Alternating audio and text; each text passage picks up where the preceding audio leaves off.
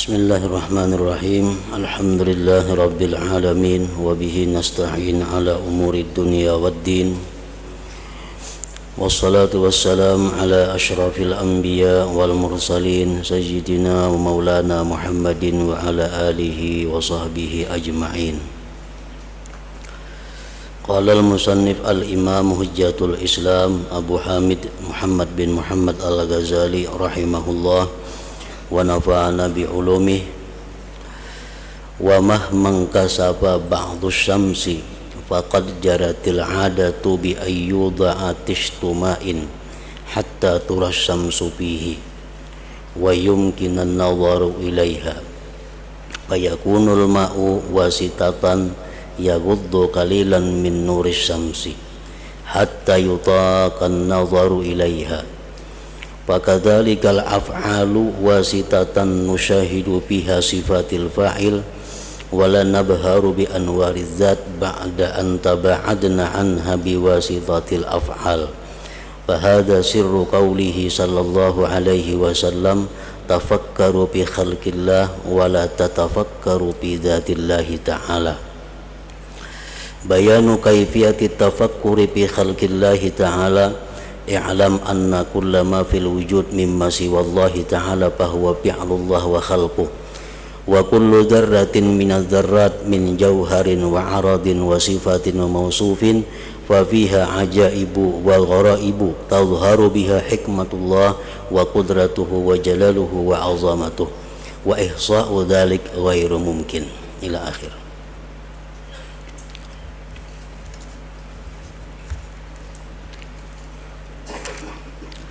Makna kalamul Imam Al-Ghazali rahimahullah wa nafa'ana bi'ulumih. Dan manakala sebagian matahari tertutup gerhana, maka adat kebiasaan telah berlaku dengan meletakkan wadah cuci tangan yang di dalamnya ada air, sehingga matahari dapat dilihat di dalamnya dan bisa memandang kepada matahari. Maka air itu menjadi perantara yang mengurangi sedikit dari cahaya matahari sehingga mampu memandang kepadanya. Maka kebiasaan apabila terjadi gerhana matahari, nah apabila kita hendak melihat matahari di waktu inya gerhana dan sampai terbuka kembali dari gerhana itu, maka biasanya kita mengambil wadah yang berisi air.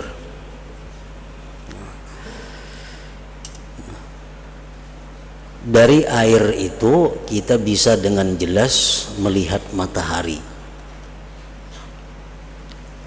karena dengan perantaraan air itu.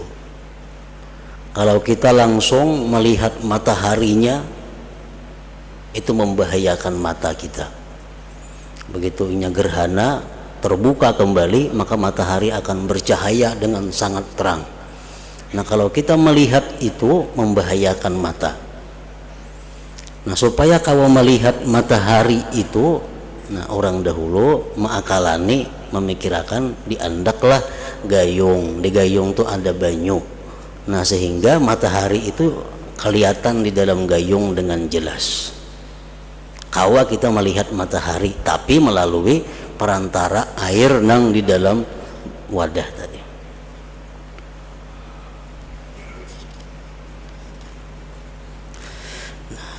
Maka begitu pula perbuatan-perbuatan, maksudnya perbuatan-perbuatan manusia atau makhluk lainnya, adalah perantara yang padanya kita dapat menyaksikan sifat-sifat orang yang memperbuat. dan kita tidak silau dengan cahaya zat setelah menjauhkan kita daripadanya dengan perantara perbuatan-perbuatan. Kita kada bisa langsung melihat zat Allah di dalam dunia ini dengan mata ini. Kenapa? Karena kita kada sanggup. Akal kita pun kada kawa memikirkan tentang bagaimana zat Allah itu, sebab akal kita kada mampu juga.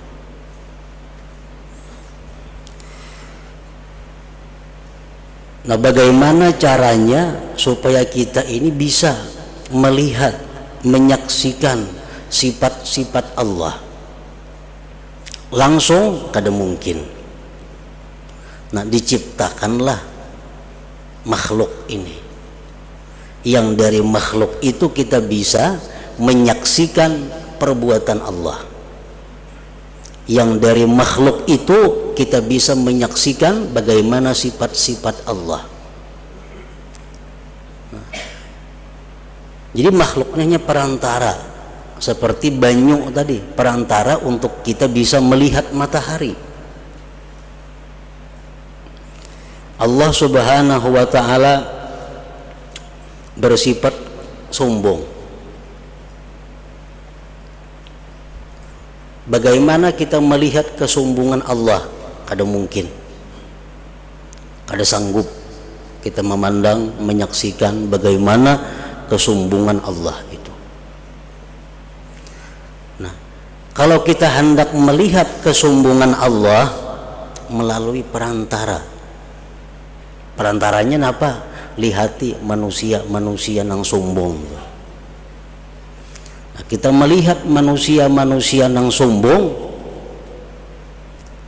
nah itulah kesombongan Allah. Bahkan yang ada pada perbuatan sombong manusia itu hanya sebagian kecil daripada kesombongan Allah. Nah, dengan adanya manusia yang sombong itu, kita bisa menyaksikan bagaimana besarnya kesombongan Allah Subhanahu wa ta'ala itu. Nah, jadi bila kita melihat orang-orang yang sombong, kita disuruh ingat, macam itu kesombongan Allah Subhanahu wa ta'ala. Kita bisa menyaksikan kesombongan Allah, tapi lewat manusia ini. Bagaimana kita hendak menyaksikan kasih sayang Allah? Allah Maha Penyayang. Kada akan bisa kita melihat kasih sayangnya Allah, karena mata kita kada mampu, akal kita kada mampu untuk menyaksikan kasih sayang Allah. Nah, tapi kita bisa melihat kasih sayang Allah itu lewat perantara. Kita lihat seorang ibu begitu sayang kepada anaknya. Macam apa sayangnya mama lawan anak itu. Nah, dengan itu kita melihat bahwa macam itulah kasih sayang Allah kepada makhluknya. Bahkan apa yang ditunjukkan, yang diberikan ibu kasih sayang itu kepada seorang anak, masih kada papanya dibanding kasih sayang Allah kepada makhluknya itu. Nah, sama ibaratnya matahari yang di banyu itu dibanding lawan matahari yang sebujurnya macam apa? Jauh cahayanya. Tapi dengan perantara banyu kita bisa menyaksikan bagaimana matahari itu. Nah, dengan kita melihat kasih sayang manusia dengan manusia yang lain, kita melihat macam itu kasih sayang daripada Allah Subhanahu wa ta'ala. Kita melihat manusia yang sombong, kita ingat macam itulah kesombongannya Allah Subhanahu wa ta'ala. Hidayah Allah, kawalah kita melihat hidayah Allah kada kawa. Petunjuk Allah kita kada kawa melihat. Tapi dengan perantara manusia, kita melihat manusia yang taat kepada Allah, manusia yang menjunjung perintah Allah, manusia yang menjauhi larangan Allah. Nah, di situ kita bisa melihat hidayah Allah. Kita lihat orang-orang yang taat kepada Allah, kita lihat di situ hidayah Allah. Oh, itu orang yang dapat hidayah Allah. Sembahyang orangnya, menuntut ilmu orangnya, takwa kepada Allah. Itu perantara kita untuk menyaksikan bagaimana hidayah petunjuk Allah Subhanahu wa ta'ala. Jadi kita melihat orang yang takwa, di situ kita ingat kepada hidayah Allah Subhanahu wa ta'ala yang diberikan kepada orang itu. Nah, kemudian bagaimana kita bisa melihat laknat Allah, kutukan Allah? Langsung kita melihat kada bisa. Mata, hati, mata, akal kada akan mampu. Tapi kita lihat orang-orang yang berbuat maksiat kepada Allah. Nah, itu contoh kutukan Allah. Orang-orang yang zalim itu orang-orang yang dikutuk Allah. Orang-orang yang melakukan riba itu lihatlah orang-orang yang dikutuk Allah. Orang-orang yang minum arak itu orang yang dikutuk Allah. Jadi kutukan Allah itu bukan berarti orang ini melarat, bukan berarti orang ini sakit, bukan berarti orang ini kecelakaan. Itu bukan kutukan. Yang jelas kutukan Allah itu akan nampak terlihat begitu kita melihat manusia-manusia yang ingkar kepada Allah Subhanahu wa ta'ala. Nah, jadi artinya manusia, makhluk Allah lainnya itu seperti air, perantara. Perantara apa? Perantara kita bisa menyaksikan perbuatan Allah Subhanahu wa ta'ala, bisa menyaksikan sifat Allah Subhanahu wa ta'ala. Sebagaimana dari air itu kita bisa menyaksikan bagaimana matahari tadi. Nah, maka inilah rahasia sabda Rasulullah sallallahu alaihi wasallam, tafakkaru bi khalqillah wala tatafakkaru bi dzatillahi ta'ala. Artinya berpikirlah tentang makhluk Allah dan janganlah berpikir tentang zat Allah. Kenapa? Zat Allah kadakawa diliput oleh mata, kadakawa diliput oleh akal. Nah, makhluk Allah cukup. Karena makhluk Allah itu perantara kita untuk bisa menyaksikan Allah. Makhluk Allah sebagai wasilah untuk memandang kepada Allah.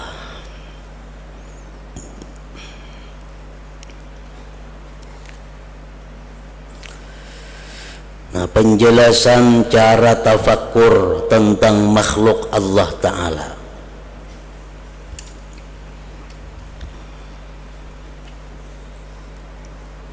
Ketahuilah bahwasanya setiap apa yang ada dalam wujud dari selain Allah Ta'ala, maka ia adalah perbuatan Allah dan ciptaannya.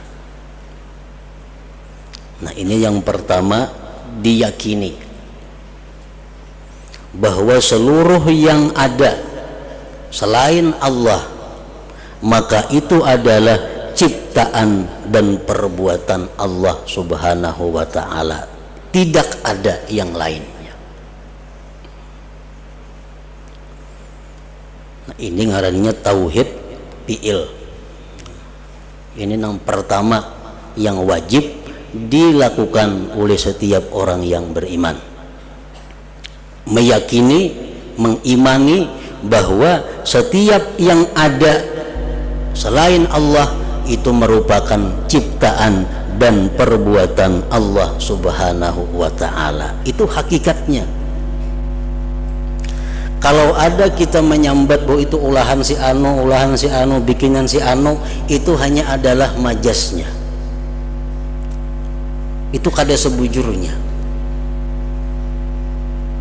Nang bujurnya ulahan Allah Subhanahu wa ta'ala. Itu nang bujurnya, nang diyakini.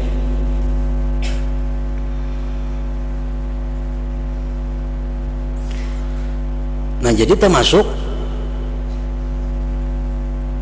iman.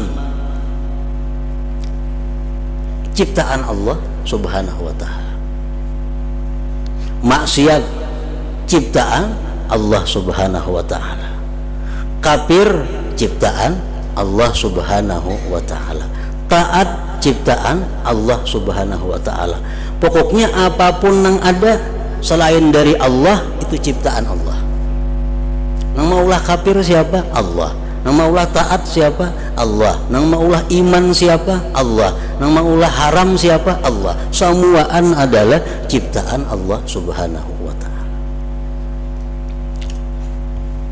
Nah, itu hakikat tauhid fi'il. Ini tauhid yang paling rendah, yang wajib setiap orang beriman meyakininya.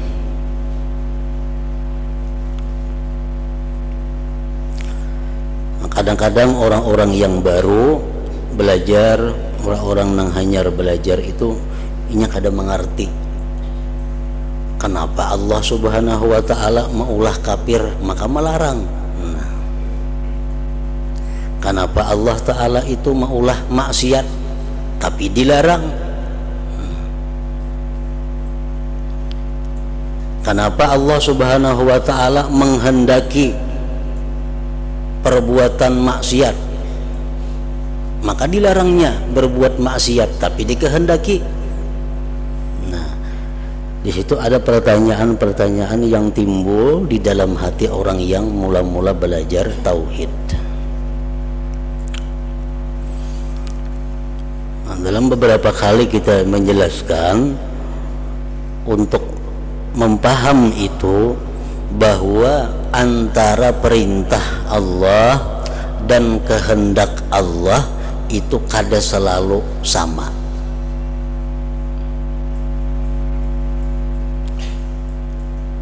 Kehendak Allah dan perintah Allah itu kada selalu satu.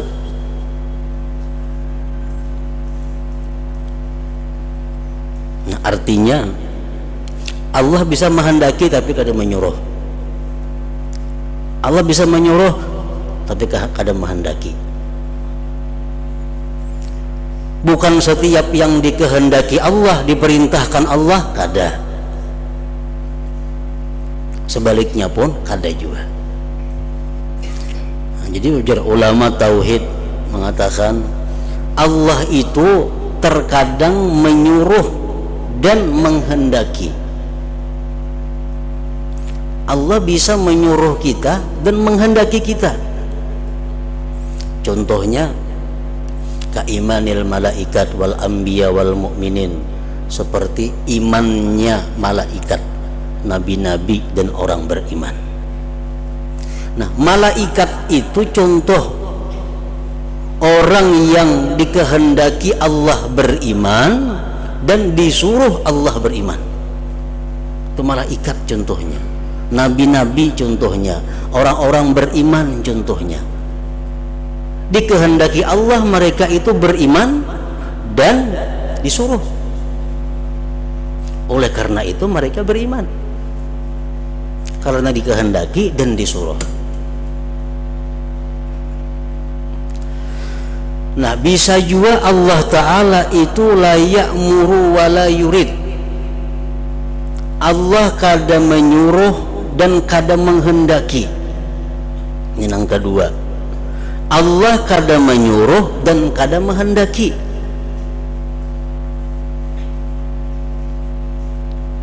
Seperti al-kufri bihaqqihim, seperti kafirnya malaikat, nabi-nabi dan orang beriman. Malaikat itu adalah nang kafir kadada. Nabi-nabi adalah nang kafir kadada. Kenapa? Allah kada menghendaki mereka itu kafir dan kada menyuruh kafir. Allah menghendaki kafir kada, lawan malaikat itu menyuruh pun kada.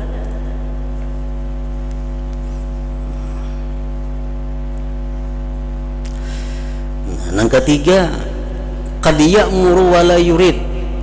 Allah Ta'ala terkadang menyuruh tapi kada menghendaki. Allah tuh menyuruh tapi sidin kada menghendaki. Contohnya kaimani Abi Jahlin wa amsalih, seperti berimannya Abu Jahal dan kawan-kawan. Seperti berimannya Abu Jahal dan kawan-kawan. Allah menyuruh beriman kepada Abu Jahal, tapi kada menghendaki Tuhan mereka itu beriman. Nyatanya kada beriman. Nah, jadi Allah Ta'ala itu bisa saja menyuruh tapi kada menghendaki. Seperti iman pada hak Abu Jahal dan seumpamanya. Macam kita pun bisa menyuruh dan kada menghendaki. Kita manusia bisa menyuruh tapi kada menghendaki. Contohnya orang berisi anak. Kalau anak ini disarahakan lawan gurunya, ujar nang kuitan anu guru wae anak kunina. Pukul aja menyenakal. Amunnya anakku ini nakal, anakku ini melanggar peraturan, pukuli. Itu disuruh. Tapi menghendakilah anak ini nakal, sekuitannya kada menghendaki. Tapi menyuruh lawan kita memukul. Nah, kita pun bisa menyuruh tapi kada menghendaki. Apalagi Allah Subhanahu wa Ta'ala. Nah, Allah Ta'ala itu bisa menyuruh tapi kada menghendaki. Allah menyuruh beriman tapi Allah kada menghendaki Abu Jahal itu beriman. Terjadilah Abu Jahal kada beriman. Nah, yang keempat, yurid wala ya'mur. Allah Ta'ala itu menghendaki tapi kada menyuruh. Kal muharramat, seperti hal-hal yang diharamkan Allah, riba, zina, minum arak, judi dan sebagainya. Itu Allah kada menyuruh kita melakukan itu, tapi Allah menghendaki, maka terjadilah yang demikian itu. Nah, jadi kalau kita mengerti masalah itu, kada sulit kita memaham bahwa seluruh yang di alam ini adalah terjadi merupakan ciptaan Allah Subhanahu wa Ta'ala, baik kafir, baik maksiat, baik iman, baik taat, apapun ngarannya, semua itu dikehendaki dan diciptakan oleh Allah Subhanahu wa Ta'ala.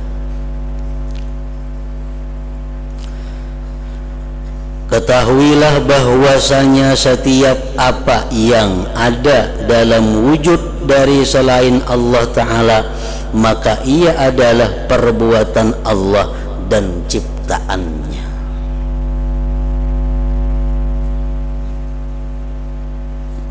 Nah, di situ kita disuruh musyahadah, disuruh kita memandang gerak-gerik tingkah laku manusia.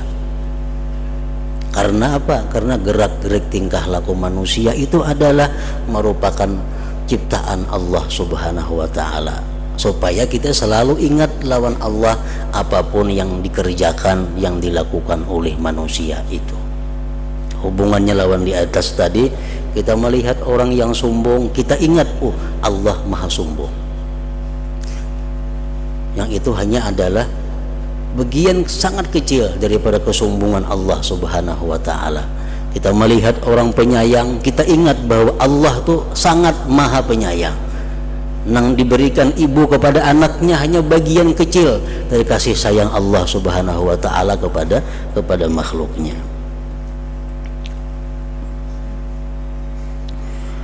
Dan setiap atom dari atom-atom, benda yang paling halus, zarrah, dan jauhar, benda, arat, sifat dan yang disifati, maka padanya ada keajaiban-keajaiban dan keganjilan-keganjilan yang dengannya tampak hikmah Allah, kudratnya, keagungannya dan kebesarannya. Ciptaan Allah tadi, apapun yang diciptakan Allah itu di dalamnya ada keajaiban. Di dalamnya ada keganjilan-keganjilan. Di dalamnya ada hikmah-hikmah Allah. Dalamnya itu ada menunjukkan tentang keagungan dan kebesaran Allah Subhanahu wa Ta'ala.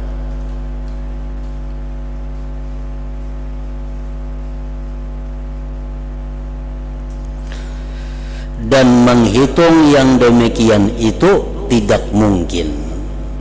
Kita nama hitung ciptaan Allah kada kawa, menghitung nikmat Allah kada kawa. Wa in ta'uddu ni'matallah la tuhsuha. Jika kamu hendak menghitung nikmat Allah kada kau mahinggai.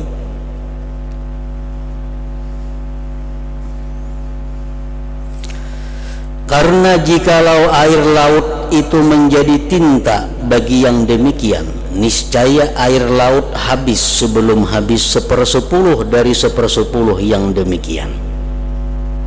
Lau kana al-bahru midadan li kalimati rabbi lanafidal bahru qabla an tanfada kalimatu rabbi walau ji'na bimithlihi madada. Suratul Kahfi. Jikalau air laut itu diulah tinta untuk menulis nikmat Allah, ciptaan Allah, habis laut kada cukup, belum habis lagi nang ditulis, tambah lagi laut macam itu banyaknya, masih kada cukup. Walau ji'na bimithlihi madada. Tetapi kami, ujar Imam Ghazali, mengisyaratkan kepada sejumlah daripadanya agar demikian itu menjadi contoh bagi yang lainnya. Maka kami berkata, segala yang ada yang diciptakan itu terbagi kepada apa yang tidak diketahui asalnya. Ciptaan Allah nih ada nang kita kada tahu asal usulnya, maka kita tidak mungkin berpikir padanya. Itu kada kawa kita tafakur karena kita kada tahu asal usulnya. Dan banyak sekali segala yang ada yang tidak kita ketahui. Banyak yang kita kada ketahui. Sebagaimana Allah Ta'ala berfirman, wa yakhluqu ma la ta'lamun, artinya dan Allah menciptakan apa yang kamu tidak mengetahuinya.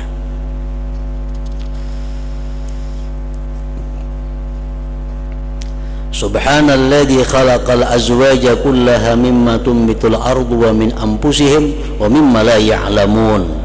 Surah Yasin.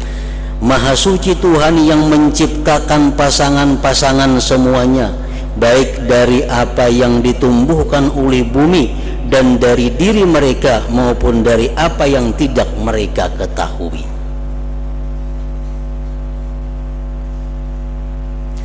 Dan Allah Ta'ala berfirman pulang, wa nunsyi'akum fi ma la ta'lamun, artinya dan kami menciptakanmu kelak di akhirat dalam keadaan yang tidak kamu ketahui. Nah, jadi ciptaan Allah ini ada nang kita kada ketahui, dan itu kada kawa ditafakkurkan karena kita kada tahu. Kayak apa hendak memikirkan kada kawa. Dan ciptaan Allah tadi kepada apa yang diketahui asalnya dan jumlahnya dan tidak diketahui perinciannya.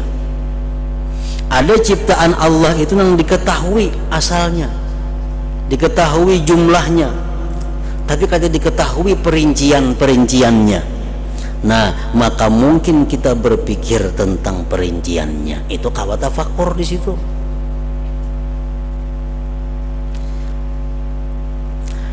Dan itu terbagi kepada apa yang kita dapat mengetahuinya dengan indera penglihatan dan kepada apa yang kita tidak dapat mengetahuinya dengan penglihatan. Nang kita ketahui ciptaan Allah ini terbagi dua.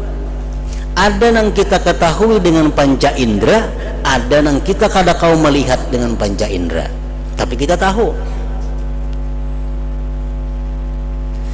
Adapun yang kita tidak dapat mengetahuinya dengan penglihatan dengan panca indera, maka itu adalah seperti malaikat. Kita tahu ada malaikat itu, ada percaya kafir. Al-Quran menjelaskan malaikat itu ada, tapi Tapi kalau kita melihat malaikat kada kawa. Jin kada kawa dilihat dengan panca indera. Jin itu bisa dilihat kalau ini sudah berubah bentuk jadi ular. Nah itu bisa kita melihat jin. Kalau jin seaslinya kada kawa dilihat. Ngarannya jin. Jin artinya apa? Tertutup, tersembunyi. Syaitan kada kawa dilihat. Arsy Allah, kursi dan lain-lainnya. Dan jalan pikiran tentang perkara-perkara ini adalah termasuk yang sempit dan tersembunyi. Artinya kalau kita hendak tafakur, bahan renungannya mengenai malaikat itu sulit. Kita hendak tafakur, bahan renungannya memikirkan jin, sulit. Kenapa? Karena kada kawa dilihat dengan panca indera, walaupun ini nyata ada.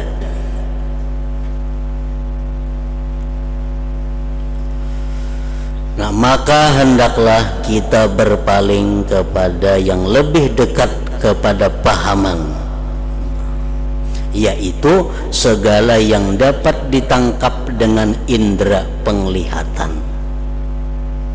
Nah ini nang mudah sebagai bahan renungan kita untuk tafakur, untuk mendapatkan pahala yang besar di sisi Allah Subhanahu wa ta'ala. Karena tafakur sesaat lebih baik daripada ibadah setahun.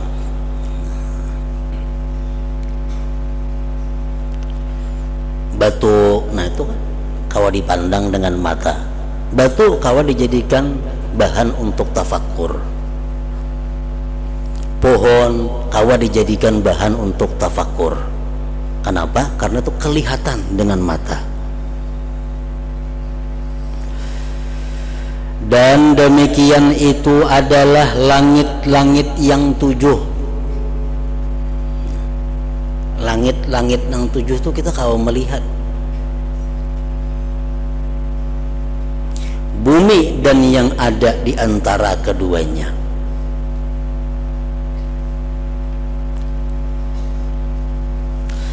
Maka langit-langit itu dapat disaksikan dengan bintang-bintangnya, mataharinya, bulannya, gerakannya, putarannya pada waktu terbitnya dan terbenamnya. Nah, di mana kita kau melihat langit?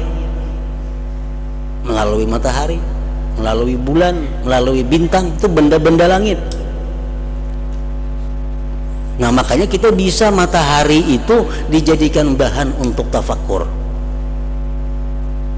Berapa ribu watt matahari itu menerangi seluruh ini. Itu kita kalau membayangkan betapa cahaya sebuah ciptaan Allah.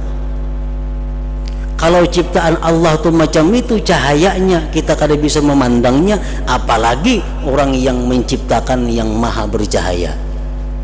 Makinnya kada sanggup kita memandangnya. Nah dengan matahari kita bisa melihat langit, karena matahari itu benda langit.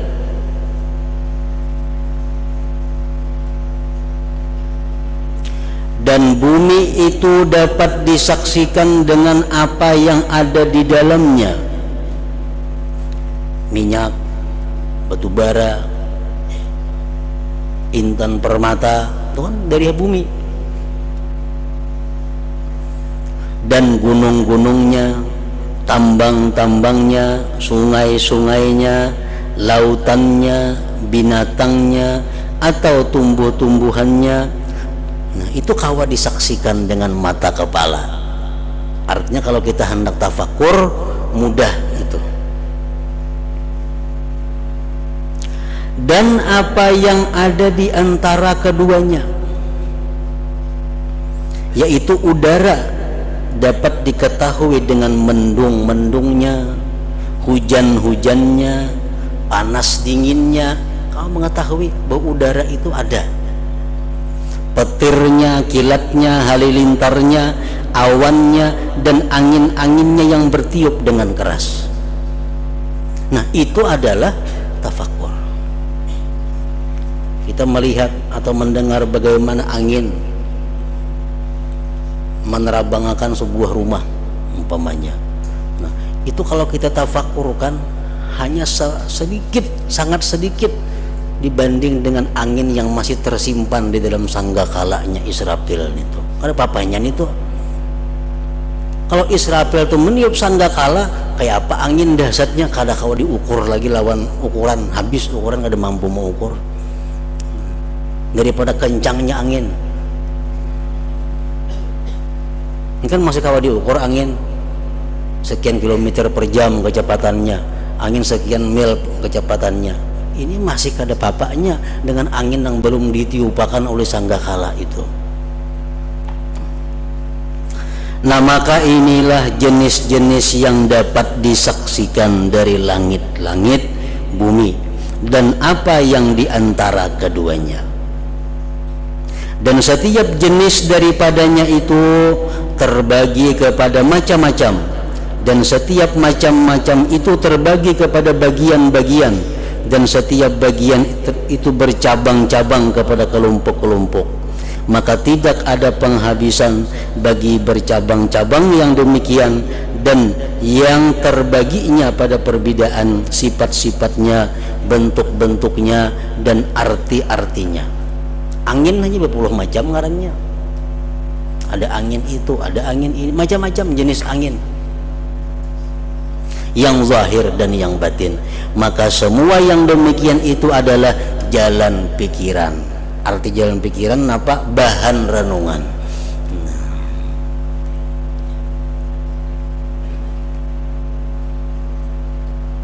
Nah, Allah Subhanahu wa ta'ala menyuruh kita merenungi itu.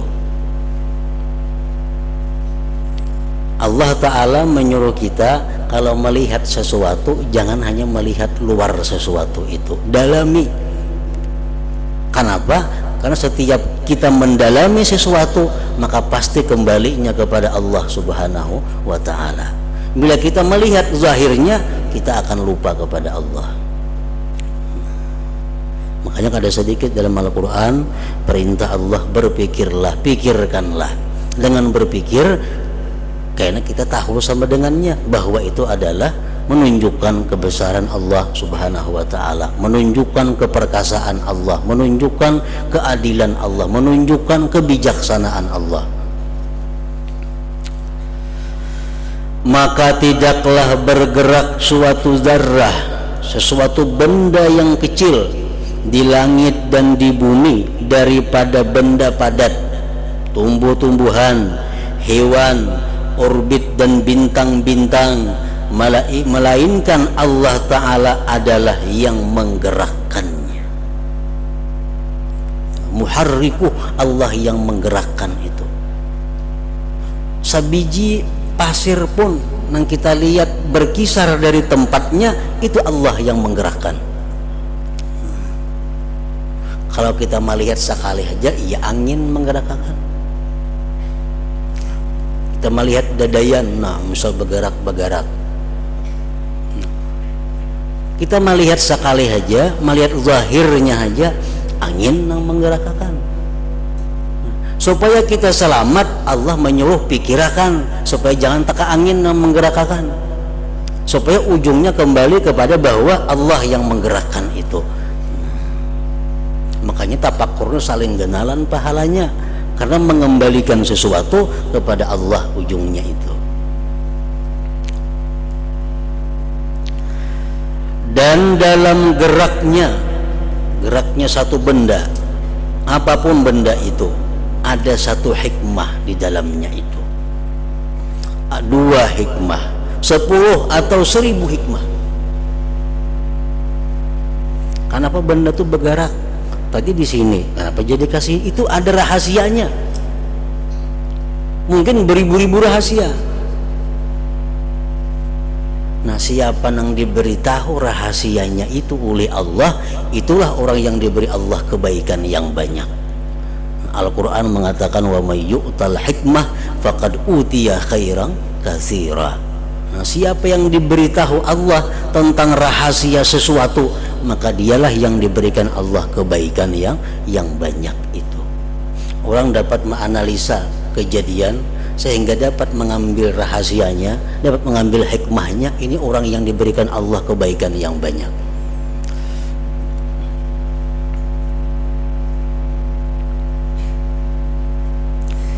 Dan sekalian yang demikian itu adalah saksi bagi Allah Ta'ala dengan keesaannya dan menunjukkan atas keagungannya dan kebesarannya, dan itu adalah tanda-tanda yang menunjukkan kepadanya Allah Subhanahu wa Ta'ala. Jadi kalau kita nak melihat sesuatu, kita ingat bahwa itu adalah perbuatan Allah, itu tauhid fi'il. Kalau kita melihat sesuatu lalu kita ingat bahwa itu merupakan bekas daripada kudratnya Allah, itu sudah tauhid sifat ngarannya.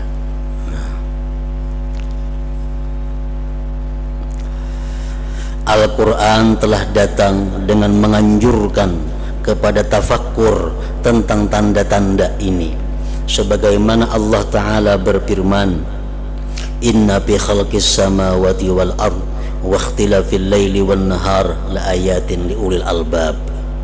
Artinya, sesungguhnya dalam penciptaan langit dan bumi dan silih bergantinya malam dan siang terdapat tanda-tanda bagi orang yang berakal. Tanda-tanda apa? Tanda-tanda yang menunjukkan keesaan Allah, menunjukkan kebesaran Allah, menunjukkan kuasanya Allah Subhanahu wa Ta'ala. Tapi nang kau memikirkan itu liulil albab, orang nang berisi akal.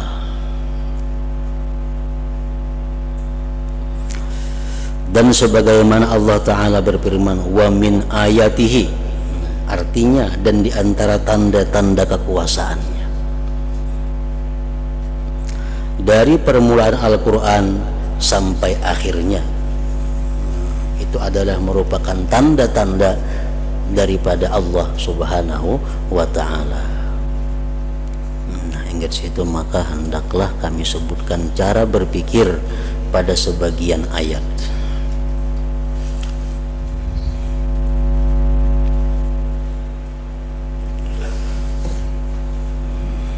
Diberitahukan kepada para jamaah sekalian bahwa Kamis yang akan datang kita perai. Kamis yang akan datang kita perai karena sudah hari Arafah. Nah, kemudian dalam kesempatan ini pula kami berseruan seluruhnya